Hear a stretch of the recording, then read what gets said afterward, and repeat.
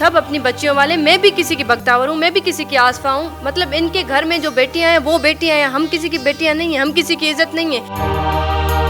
ان کو مریم نواز تو پاکستان کی بیٹی لگتی ہے, پر ہم جو انصاف کے لیے در بدر ہیں ہم ان کو نظر نہیں آتے ہیں. میں ان سرداروں سے ڈرتی نہیں ہوں. مجھے اگر خوف ہے تو اللہ کی ذات کا ہے, میں کسی سے ڈرنے والی نہیں ہوں. مجھے لگتا ہے کہ میری جب بھی موت ہوگی گولی سے ہی ہوگی. یہ سردار اور جاگیردار کسی کو بھی نہیں چھوڑتے. یہ ریاست مدینہ ہے, کیا کسی عام آدمی کو ریاست مدینہ میں انصاف مل سکتا ہے؟ میں ان کو چھوڑنے والی نہیں ہوں. میں یہ ضرور واضح کروں گی کہ اگر مجھے اللہ نہ کرے پاکستان کی عدالتوں میں مجھے انصاف نہیں دیا گیا تو جو انصاف فراہم کرنے والے ادارے جن کو اللہ پاک نے آج پاور دے کر بٹھایا ہے, تو میں ان سب کی شکایت کروں گی اللہ سے, اور میں انشاءاللہ روزے محشر ان سب سے میں حساب لے کے رہوں گی.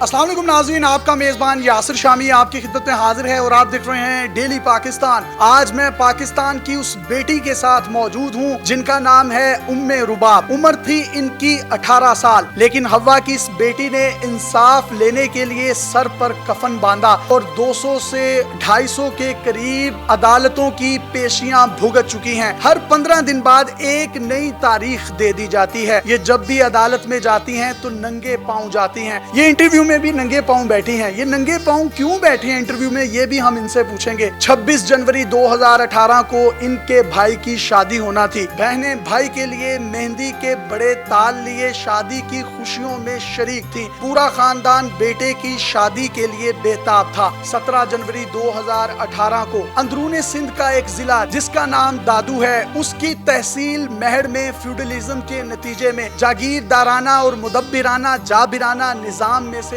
سندھ کے ایوان کے اقتداروں میں بیٹھے 2 ایم پیز ہیں جن کا تعلق چانڈیو فیملی سے ہے. انہوں نے ان کے باپ کو, ان کے چچا کو, ان کے 65 سالہ بزرگ دادا کو گولیاں مار کر ہلاک کر دیا. ان کی دادی کو بیوہ کیا گیا. دادی کو 2 جوان بیٹوں کی موت کا رنج برداشت کرنا پڑا. ایک ہی گھر سے 3 لاشیں اٹھی تو پورے گاؤں میں کوہرام مچ گیا. گھر میں کوئی مرد نہ رہا تو انصاف کے لیے ہوا کی بیٹی رباب نے سوچا کہ میں جب تک اپنے دادا, باپ اور چچا کے قاتلوں کو, جو کہ بڑے جاگیردار ہیں, جو کہ سندھ اسمبلی کے سٹنگ ایم پیز ہیں, ان کے خلاف عدالتوں میں جاؤں گی. ننگے پاؤں عدالتوں میں کیوں جاتی ہیں, کتنی پیشیاں بھگت چکی ہیں اور انصاف کی منتظر ہیں. ان سے بات کرتے ہیں اور ان کی کہانی آپ کے رونگٹے کھڑے کر دے گی. رباب, آپ کے باپ کا مرڈر ہوا, آپ کے چچا کا مرڈر ہوا, آپ کے دادا کا مرڈر ہوا, ایک قبائلی خاندان سے تعلق ہے اور آپ ہماری قبائلی بہن ہیں. یہ سٹوری ہے کیا, کہانی ہے کیا, کن لوگوں نے مارا آپ کے گھر سے 3 لوگوں کو؟ میں عدالتوں کو بہت مقدس سمجھتی ہوں. میں اپنی ماں کی جگہ سمجھتی ہوں, اور میں جب جاتی ہوں تو میں باوضو جاتی ہوں, اور میں اسی لیے ننگے پاؤں جاتی ہوں کہ میرے پاؤں کی جو گندی جوتیاں ہیں وہ میں اندر مقدس عدالتوں میں نہ لے کے جاؤں. ہمیشہ میں یہی کہتی ہوں کہ عدالتیں جو ہیں وہ مظلوموں کو انصاف دینے کے لیے یہ ایک ہی پلیٹ فارم ہے مظلوموں کے پاس. میرے گھر میں جو 3 میں نے جنازے اٹھائے ہیں, میرے پیاروں کے قتل کا جو ہے انصاف مجھے وہی عدالتیں دیں گی, تبھی میں عدالتوں کو اتنا مقدس سمجھتی ہوں. آپ ان کے پاؤں بھی دیکھ سکتے ہیں کہ ابھی بھی انہوں نے جوتے نہیں پہنے ہوئے. سردی تھی, جوتے میں نے بھی پہنے ہیں. میں نے ان سے کہا کہ آپ جوتے پہن لیں. انہوں نے کہا کہ یہ ٹوپی کتنا مقدس ہے کہ مجھے اپنے باپ, اپنے چچا, اپنے باپ کے باپ یعنی میرے دادا, جو 3 قتل ہوئے, ہماری گھر کی دہلیز پر میرے بھائی کی شادی تھی, ہم مہندی, ڈھولک اور خوشیاں منا رہے تھے. ہمارے گھروں میں شہنائیاں بجنی تھی, ہمارے گھروں سے جنازے اٹھے. فیوڈلزم کے اگینسٹ کھڑی ہوئی ہوں اور کبھی بھی اپنا مقدمہ واپس نہیں لوں گی. عدالتوں سے محبت کی وجہ سے ننگے پاؤں جاتی ہوں کہ کہیں میری جوتیوں کی گندی خاک اس مقدس عدالت کو نہ لگ جائے. کتنی پیشیاں اب تک بھگت چکی ہیں عدالت میں؟ آپ 3 سالوں سے میں یہ کیس لڑ رہی ہوں اور تقریباً 200 پیشیاں ہو گئی ہوں, کیونکہ ہر 15 دنوں کے بعد پیشی ہوتی ہے. جب پیشیاں ہوتی ہیں, آپ ننگے پاؤں جاتی ہیں, تو کتنی دور پیدل چل چل کے جاتی ہیں, اور جو دوسری پارٹی ہے اس کے کتنے لوگ عدالتوں میں کھڑے ہوتے ہیں؟ میں جب عدالت پہنچتی ہوں تو تقریباً ان کے ساتھ 400 لوگ ہوتے ہیں, ان کے ساتھ اسلحہ ہوتا ہے, بڑی بڑی گاڑیاں ہوتی ہیں, اور میں ایک نہتی لڑکی عدالت پہنچتی ہوں اور میں یہ 4 سالوں سے یہ پریشر برداشت کر رہی ہوں. میرا ایمان ہے کہ میرے ساتھ اللہ کی مدد ہوتی ہے, اور میرے ساتھ بی بی زینب سلام اللہ علیہ کی رضا میں لے کر جاتی ہوں. میں ایک ان کی کنیز ہوں اور میں نے ان سے سیکھا ہے, یہ کربلا کے میدان سے سیکھا ہے کہ جب کوئی آپ کے ساتھ کھڑا نہ ہو تو آپ حق کے لیے ایک عورت ہو کر आप आवाज़ बुलंद कर सकती हैं, तो मैंने ये चीज़ उनसे ज़रूर सीखी है। मेरे साथ मेरी माँ की दुआएं हैं। आपको तारीखें दे दी जाती हैं, अब तक 200 से 250 तारीखें पड़ चुकी हैं। आप घर जाती हैं, दादी अम्मा पूछती नहीं है कि आज मेरे 2 जवान बेटों के कातिलों का क्या बना, मेरे हस्बैंड का क्या बना? यानी उस बुजुर्ग खातून को भी बेवा किया गया, उसके 2 लखते जिगर उससे जुदा किए गए, इनको यतीम किया गया, चचा के 2 छोटे मासूम बच्चों को यतीम किया गया, फिर बाप और चचा जो मकतूल हैं उनको भी यतीम उनके बाप यानी इनके दादा को मारकर किया गया। दादी का रिएक्शन क्या होता है? मुझे सिंध के लोगों ने एक बहादुर बेटी का टाइटल दिया है, सिंध की बहादुर बेटी। जब घर पहुंचती हूँ ना तो मेरी हिम्मत वहाँ पे जवाब दे देती है कि जब मैं दादी के सामने जाती हूँ और वो मुझसे पूछती है कि बेटा आज क्या बना, तो मेरे पास लिटरली अल्फाज नहीं होती और अभी भी सॉरी मैं बात नहीं कर पा रही। मुझसे जब दादी पूछती है मैं उन्हें क्या कहूँ कि दादी आज भी मुझे तारीख दी गई है। 3 सालों में मेरे लिए जो सबसे मुश्किल तरीन काम होता है उस वक्त मैं दादी को जवाब नहीं दे पाती। तारीख पर एक नया बहाना दादी के साथ करती हैं कि मिल जाएगा इंसाफ। बिल्कुल मैं ऐसे ही कहती हूँ कि दादी इंशाल्लाह मैंने वचन किया है, मैं आपको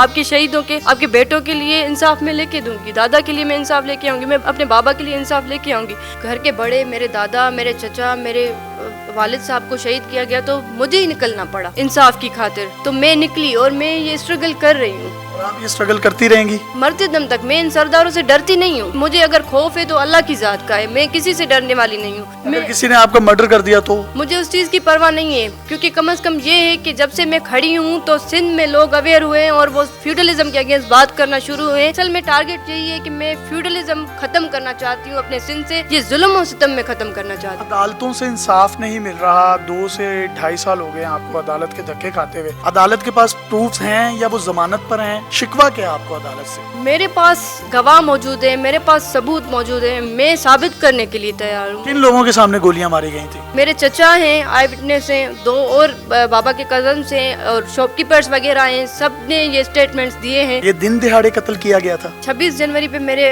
बड़े भाई की शादी थी और घर में ये समझे कि पहली शादी थी। मेरे बाबा भी बहुत एक्साइटेड थे और अचानक से 17 जनवरी पे ये वाकया हो गया। मतलब एक खुशी का माहौल जो था वो पूरा मातम में बदल गया। आपके वालिद साहब चचा और दादा को निशाना क्यों बनाया गया? उसकी बुनियादी वजह क्या थी? ये सरदार हमेशा चाहते हैं कि सारे लोग हमारे गुलाम बन के रहें और मेरे बाबा पढ़े लिखे थे तो वो कभी नहीं चाहते थे कि हम किसी की जो है गुलामी करें। और मेरे वालिद साहब को ये कमेटी बनाने की जरूरत इसलिए पड़ी फ्यूडलिज्म के अगेंस्ट, क्योंकि मेरे बाबा एक बार कुछ एप्लीकेशंस वगैरह लेकर उस सरदार के पास गए और यही कहा कि आपको तेल और गैस की रॉयल्टी मिलती है और ये आपकी ट्राइब के, क्योंकि सरदार हमेशा माना जाता है कि वो बाप की जगह होता है। तो मेरे वालिद साहब कहते हैं कि अगर आपने किसी को आजमाना है तो आप उसके साथ क्लोज हो और आपको पता चल जाएगा उनका। तो मेरे वालिद साहब भी इनके साथ क्लोज थे। जब क्लोज हुए जाहिर है वो सरदार मानते हैं एक ट्राइब की। ये आप लोग मज़ारे थे, नौकर थे? बिल्कुल, ये हर किसी को ट्राइब के लोगों को ऐसे ही समझते हैं कि ये ताबेदार है हमारे। तो मेरे वालिद साहब जब इनके साथ क्लोज हुए तो बाबा ने देखा कि वो हमें नीचे बिठाते हैं, कोई इज्जत नहीं देते। मेरे वालिद साहब की इवन स्पीच पड़ी हुई है कि उसमें कह रहे हैं कि हम खाते पीते अपने घर से हैं और ये हमें अपना मोहताज बना रहे हैं, वोट भी हमसे लेते हैं। क्योंकि देखे ना, इनको सरदार बनाने वाले भी हम ही लोग हैं, इनको MPS बनाने वाले भी हम ही लोग हैं, इनको ताकत हम लोग देने वाले। तो बाबा ने कहा कि हम इन्हें सरदार नहीं मानते, ये किस हिसाब से सरदार मानने। ये बिल्कुल एक ठीक बात कर रही हैं कि हम एक डेमोक्रेटिक कंट्री में रहते हैं, इस्लामी जमहूरिया पाकिस्तान में रहते हैं। डेमोक्रेसी और फ्यूडलिज्म 2 ऑपोजिट चीजें हैं। डेमोक्रेसी में आप वोट्स के जरिए से इलेक्ट करते हैं अपने मुंतखब नुमाइंदों को, जबकि फ्यूडलिज्म में जो काउंट है या जो एक बड़ा लैंडलॉर्ड आदमी है जिसकी ज्यादा जमीन है, उसी की बदमाशी है, उसी की सरदारी है, उसी की जागीरदारी है, उसी की जमींदारी है, उसी की जमीन है, उसी का खुदा है, उसी का आसमान है, वो जो चाहेगा वही होगा। यूरोप में फ्यूडलिज्म जब अपनी इंतहा पर पहुंचा तो the history of feudalism by David, एक बड़ी खूबसूरत किताब है, उसको आप जरूर स्टडी करें। यूरोप में फ्यूडलिज्म के दौरान कोई शख्स फ्यूडलिज्म के खिलाफ बात करना तो बहुत दूर की बात है, उस टर्म को भी यूज नहीं करता था। जागीरदार उनके गले काट दिया करते थे, उनको जिंदा दफन कर देते थे, उनके पैरों में जंजीरें बांधकर घोड़ों के पीछे लटकाकर घसीटा जाता था। लेकिन वक्त जूं जूं तब्दील हुआ, तरक्की याफ्ता मुमालिक ने अपने अंदर से फ्यूडलिज्म को खत्म किया। इमरान खान साहब रियासत मदीना की बात करते हैं और रियासत मदीना में मैं ये समझता हूँ रियासत मदीना की इस बच्ची, इस बेटी, इस बहन को इंसाफ दिलाना भी अदालतों का काम है। अदालतें अपना काम बेहतरीन अंदाज में कर रही हैं, लेकिन इसको एक टेस्ट केस बनाएं और इसका ट्रायल शॉर्ट करके इस बच्ची को इंसाफ फराहम किया जाए, जो अदालतों की दहलीज पर बावजू होकर बीबी ज़ैनब की रिदा लिए वहां पर कनीज बनी खड़ी रहती हैं और अदालतों के एहतराम में आज तक इनके मुंह से उफ नहीं निकला। और कहना यह भी है कि हर पेशी पर जो महीने में 2 से 3 होती हैं, 400 से जायद लोग उन मुल्जिमान के साथ अदालतों में धन दनाते हुए आते हैं, असलहे लेकर आते हैं। इनकी उम्र यूनिवर्सिटीज, मदारिस, कॉलेजेस में पढ़ने की थी। इन्होंने काले कोट का मुंह देख लिया, इन्होंने अदालतों का मुंह देख लिया और इरादा सिर्फ यही है कि अपनी दादी को एक दिन जाकर जरूर बताऊंगी कि मैंने तुम्हारे हस्बैंड और तुम्हारे 2 जवान बेटों की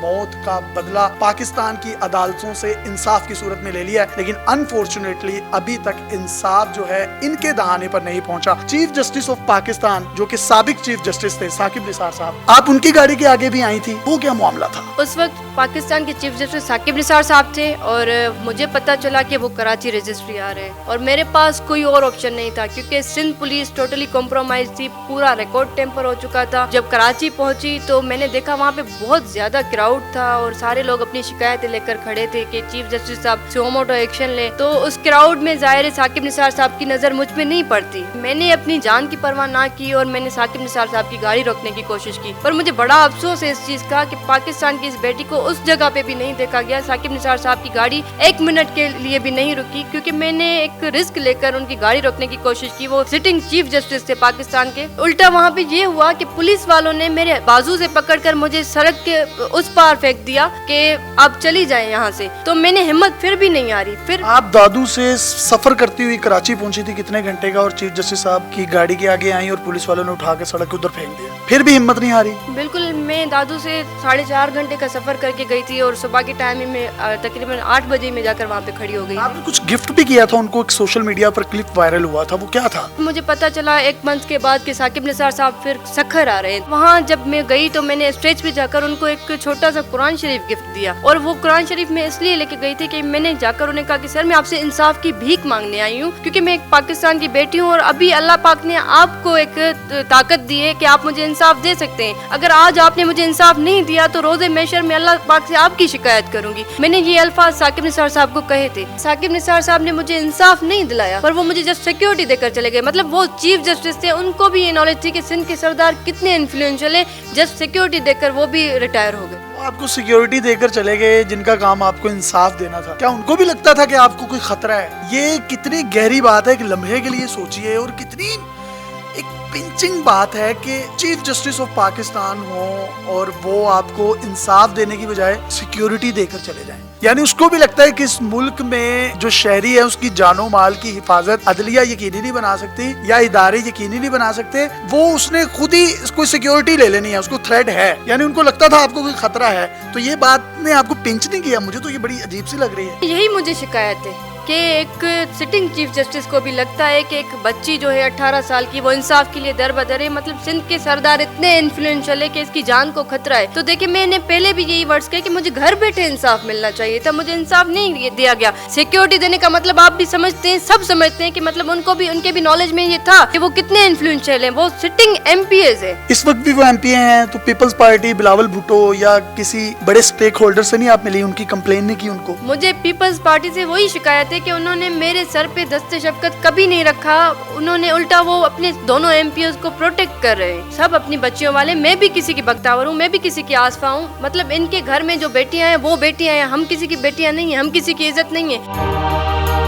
इनको मरियम नवाज तो पाकिस्तान की बेटी लगती है, पर हम जो इंसाफ के लिए दरबदर हैं, हम इनको नजर नहीं आते हैं। सियासतदानों से, जागीरदारों से, और ये मुदब्बिराना, जाबिराना, जमींदार सिस्टम जिसको इंग्लिश में फ्यूडलिज्म कहते हैं, इसके अगेंस्ट खड़े होना, आपको पता है ये खतरों से खाली नहीं है। आपकी जान इंतहाई सिक्योरिटी रिस्क पर है। बिल्कुल मुझे अंदाजा है, और मैं आज ये रिकॉर्ड पे लाना चाहती हूँ कि मुझे लगता है कि मेरी जब भी मौत होगी गोली से ही होगी। ये सरदार और जागीरदार किसी को भी नहीं छोड़ते। मैं इसीलिए हमेशा कहती हूँ कि सारे इकट्ठे हो जाएं, मुझ मजलूम का। ये बात क्यों कहती हैं कि आपकी मौत गोली से ही होगी? अल्लाह ना करे आपको गोली लगे, अल्लाह करे आपको इंसाफ मिले और हमारे निज़ाम इंसाफ में बैठे मुनसिफ, मैं बल्कि चीफ जस्टिस ऑफ पाकिस्तान से पर्सनली हाथ जोड़ के रिक्वेस्ट करता हूँ कि इनके अल्फाज सीनों को चीरते हैं कि मुझे जब भी कुछ हुआ तो मुझे गोली लगेगी। एक छोटी सी नन्ही सी बच्ची कह रही है। मैं army chief general Qamar Javed Bajwa, Imran Khan साहब से या कोई भी हमारी इस वीडियो को देख रहा है इक़्तिदार के ईवानों में बैठा शख्स, तो इस बच्ची को जरूर इंसाफ दिलवाएं। स्टोरी इंतहाई दर्दनाक है। 2 साल से अदालतों के चक्कर लगा रही हैं, लेकिन मजाल है कि कोई शख्स इनको सुनता हो।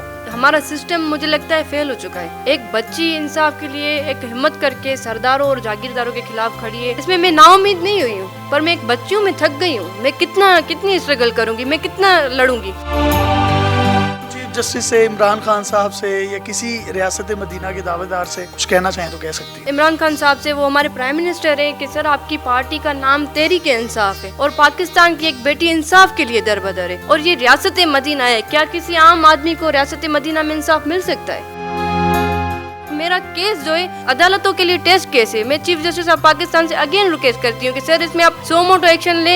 ऐसा ना हो कि मैं थक जाऊँ। मैं थकने वाली नहीं हूँ, मैं हिम्मत हारने वाली नहीं हूँ। मैं तो अपनी हिम्मत करके लड़ रही हूँ। 3 सालों तक ये केस जो है उसका फाइनल डिसीजन नहीं आ सका है, तो आप सोचे कि हमारे मुल्क में जो आम आदमी है उनके साथ क्या होता होगा। आपने एक लफ्ज यूज किया कि मैं एक बच्ची हूँ और मैं थक गई हूँ, ये ना हो मैं थक जाऊँ, इससे क्या मुराद है? मैं इसलिए कह रही हूँ कि ऐसा ना हो कि मैं थक जाऊँ, क्योंकि मैंने आज तक हिम्मत नहीं आ रही। मैंने बहुत सी मुश्किलात को फेस किया है। जो मेरी उम्र थी 18 साल से 21 साल की उम्र में, ये मेरी खेलने कूदने की उम्र थी। मेरी जो उम्र की बच्चियाँ हैं वो आज तक अपने फैमिली के साथ, अपने बाबा के साथ नखरे करती हैं। मैं इनको छोड़ने वाली नहीं हूँ। मैं ये ज़रूर वाज़ेह करूँगी कि अगर मुझे अल्लाह ना करे पाकिस्तान की अदालतों में मुझे इंसाफ नहीं दिया गया, तो जो इंसाफ फराहम करने वाले इदारे जिनको अल्लाह पाक ने आज पावर देकर बिठाया है, तो मैं उन सब की शिकायत करूंगी अल्लाह से, और मैं इंशाल्लाह रोज़े महशर इन सब से मैं हिसाब लेके रहूंगी।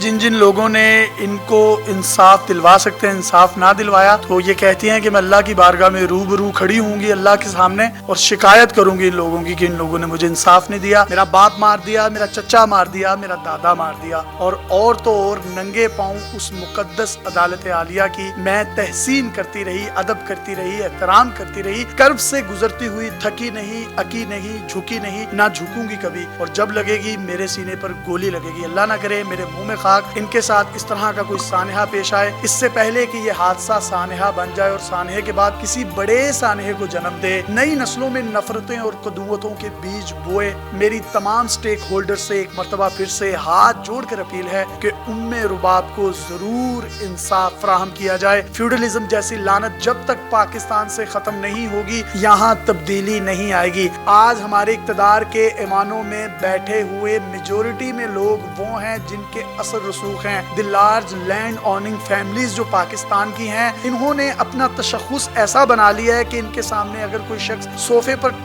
टांग रखकर बैठना तो बहुत दूर की बात, इनके कदमों में अपने गंदे कपड़ों के साथ बैठ जाए और उसकी मिट्टी उनके सफेद काटन और लट्ठे के कपड़ों पर लग जाए, तो यकीन करें वो उनको जूते मारते हुए अपने घर से बाहर निकाल देते हैं। लेकिन ये नहीं सोचते कि जब दुनिया से जाएंगे तो सफेद कॉटन या लट्ठा ही उनके जिस्म की जीनत बनेगा। दोनों हाथ कफन से बाहर रख लिए जाएं तो खाली हाथ आप इस दुनिया से जाएंगे, और मनो मट्टी के नीचे आपके कफन को मैला वो मट्टी करेगी जिस मट्टी का कर्ज उतारने के लिए पाकिस्तान के इदारों में बड़े मुनसिफ बैठे हैं, बड़े सियासतदान बैठे हैं, वो लोग बैठे हैं जिनकी बात सुनी जाती है। हम अपने प्लेटफॉर्म से इस बच्ची की जितनी आवाज बुलंद कर सकते थे हमने की है। मैं एक मर्तबा फिर से army chief justice of Pakistan और वजीर आजम इमरान खान से रिक्वेस्ट करूंगा कि इनको जल्द अज जल्द इंसाफ फराहम किया जाए, कि इससे पहले आपकी शिकायत भी अल्लाह की बारगाह में लगे।